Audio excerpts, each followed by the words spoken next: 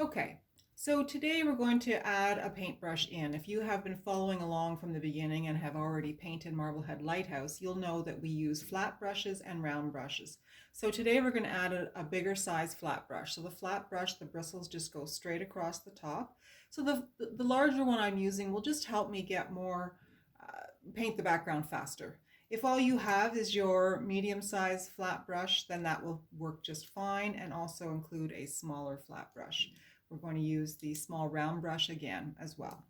So then what I have done is I have chosen a red. Now I've chosen a smaller size plastic paint palette, which is just a plate, and I have a reddy orange on my plate. So you can decide what color red you like. You might like a pinker red or a more purpley red. And then you add a lot of water in it. And I have a squirty bottle that I can just keep adding once I see how it's going to hit the canvas. So you're going to mix it around really, really, really well. It's very thin.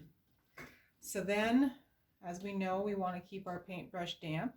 So get that happening, and then you just start painting. There's no right or wrong way to do this. And you see how the paint is actually starting to drip and fall down the canvas, and that is fine. And so you just keep going back and forth until you have what the entire canvas covered. And I'm going to be adding water along the way. If at some point I find that I've got my paint color is getting a little bit too transparent, I can add some more paint from my tube as well.